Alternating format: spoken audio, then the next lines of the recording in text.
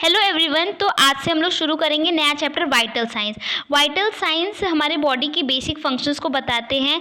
ये temperature, respiration, pulse और blood pressure mainly होते हैं।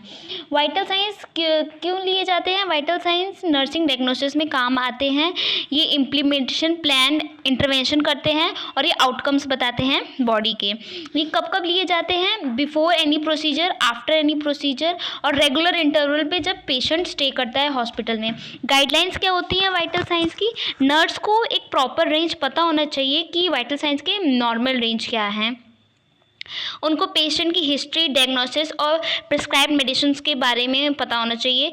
इक्विपमेंट एंड इंस्ट्रूमेंट्स यूज्ड, जो वाइटल साइंस के जो इंस्ट्रूमेंट्स होते हैं वो काम करनी चाहिए, सही साइज़ के होने चाहिए एज के अकॉर्डिंग। जैसे कि जो ब्लड प्रेशर की मशीन होती है वो चिल्ड्रंस में स्मॉल होती है, कफ उनका स्मॉल होता है और अडल्ट्स में नॉर्मल साइज़ होता है। और वाइटल साइंस जो होते हैं ये control the environment factor that may affect vital science. ये जो फोर्थ पॉइंट है ये कह रहा है कि हमें वाइटल साइंस उसके अकॉर्डिंग लेना चाहिए। जैसे कि अगर कोई पेशेंट बीपी सपोज हम ले रहे हैं तो कॉफ़ी ना पिया हो या वो कहीं से चल के ना आ रहा हो, तो हमें इन साइंस का भी ध्यान रखना चाहिए। अब हम लोग पहले हम बॉडी टेम्परेचर के बारे में डिस्कस करते हैं। बॉडी टेम्परेचर क्या होता है? It is a degree of hotness और कोल्डनेस ऑफ अ सब्सटेंस। ये एक डेफिनेशन हो गई बॉडी टेम्परेचर की। Purpose of taking body temperature, purpose क्या होता है, हम क्यों बॉडी टेम्परेचर लेते हैं? To determine the cause of patient condition. जैसे कि बता रहे कि मतलब पेशेंट का कंडीशन को डिटरमाइन करने के लिए एक तो होता है, और to determine the effectiveness of treatment, कि हम जो ट्रीटमेंट दे रहे हैं क्या वो सूट कर रही है पेशेंट को।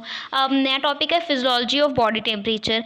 There are two kinds of body temperature, दो तरीके के बॉडी टेम्परेचर होते हैं। एक होता है कोर बॉडी टेम्परेचर और एक होता है सरफेस बॉडी टेम्परेचर। जो कोर बॉडी टेम्परेचर होता है वो इंटीरियर बॉडी टिश्यू के होते हैं। जैसे कि मेरा रेक्टम हो गया, टिम्पेनिक मेम्ब्रेन हो गया, यूरिनरी ब्लैडर हो गया, ये सब इंटरनल ऑर्गन है। तो core body temperature internal organ से लिया जाता है। सरफेस बॉडी टेम्परेचर ये सरफेस की चीज़ों से लिया जाता है, जैसे सबक्यूटेनियस टिश्यू हो गया, स्किन हो गया, ओरल कैविटी, एक्जिला और स्किन। बॉडी टेम्परेचर का ये फॉर्मूला बहुत इंपॉर्टेंट है। बॉडी टेम्परेचर को हीट प्रोड्यूस, कितनी हीट प्रोड्यूस हुई है माइनस हीट लॉस्ट, और ये इंपॉर्टेंट है body temperature and roots.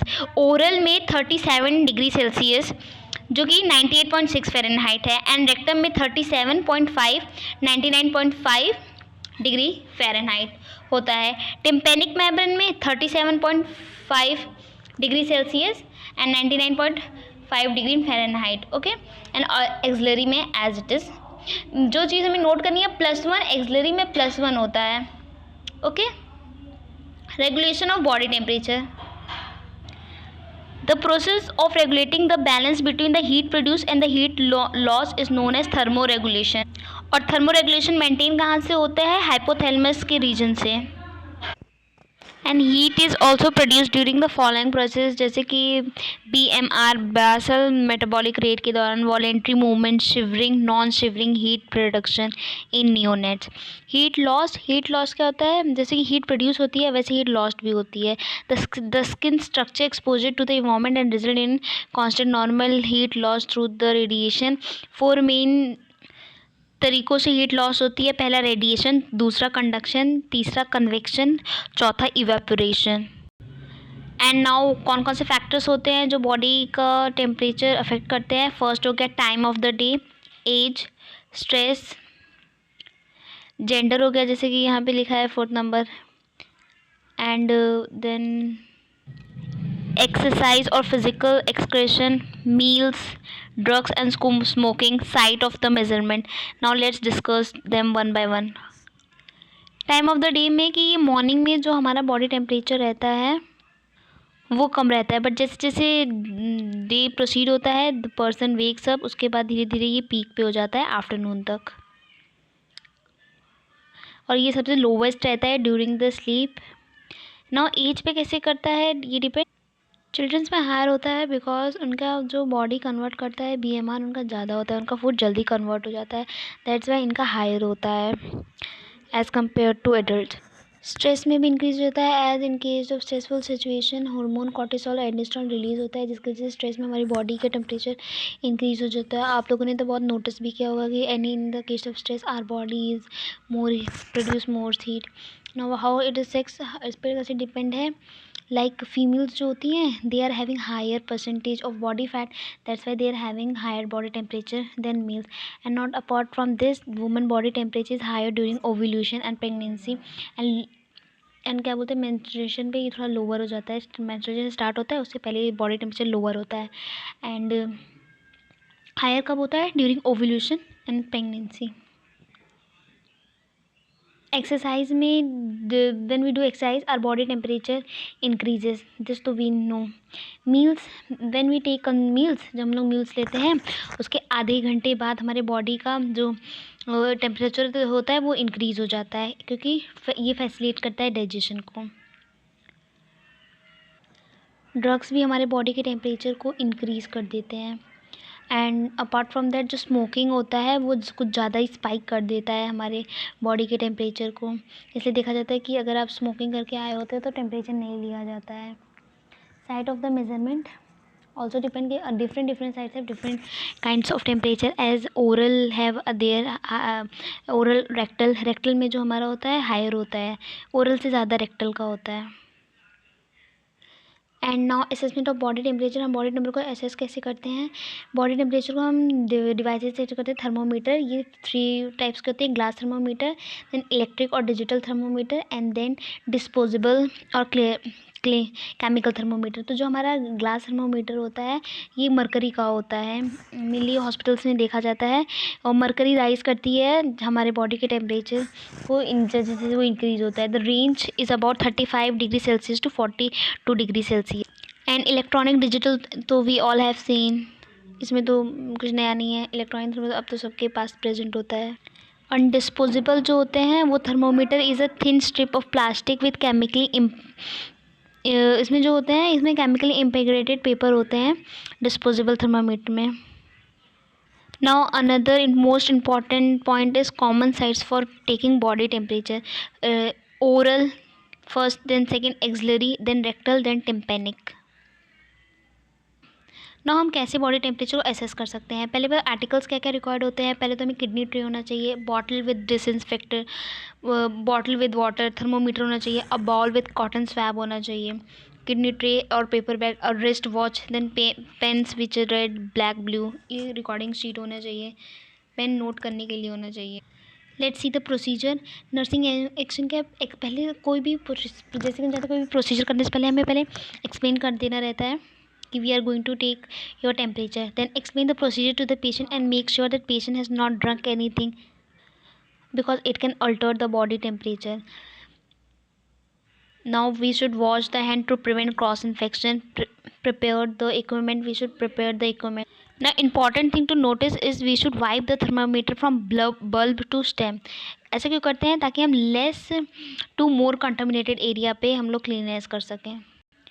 Now we should check the thermometer that it's working properly. अगर ये वर्क नहीं कर रहा है properly then we should shake down the thermometer to reduce the chances of recording the error in the temperature.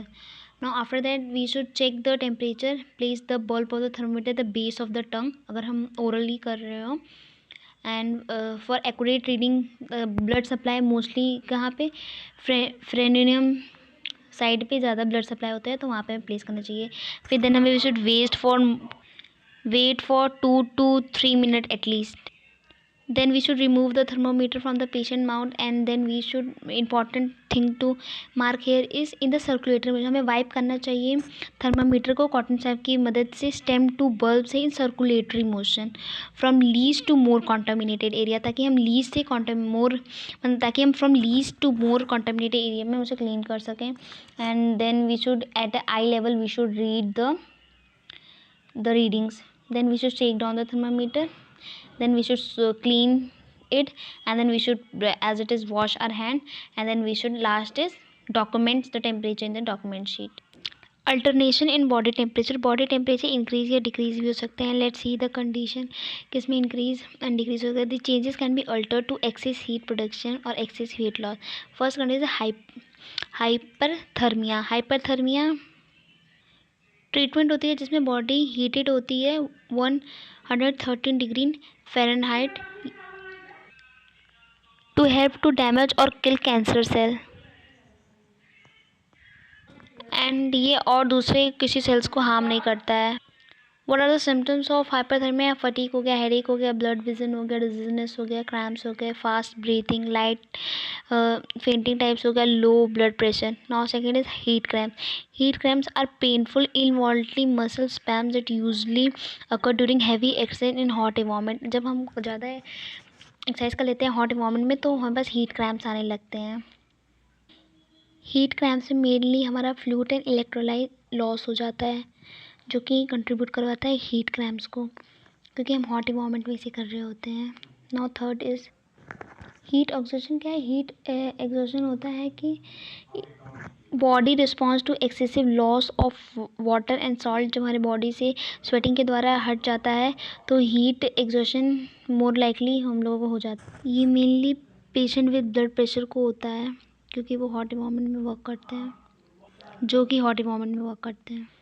Heat stroke. Heat stroke is a life-threatening condition that happens when your body temperature rises above 104 degree Fahrenheit or 40 degrees Celsius. It's usually the result of over-excretion in hot, humid condition. Symptoms can include confusion, seizure, or loss of consciousness. Untreated heat stroke can lead to organ failure. जब हमारी body 104 degree Fahrenheit से ज़्यादा heat हो जाती है तो heat stroke होता है और मेनली लॉस ऑफ अनकॉन्शियस के सिम्टम्स होते हैं। अगर ये अनट्रीटेड रह जाए तो इट कैन कॉमा और डेथ। Then hypothermia. प्रोलॉन्ग मतलब ज़्यादा देर तक exposure to very cold temperature can cause hypothermia. इसमें हमारी body temperature drops, heart, nervous system and other organ इसमें ठीक से वर्क नहीं कर पाते हैं। 105 डिग्री फ़ारेनहाइट टेम्परेचर में हमारी बॉडी पहुंच जाती है।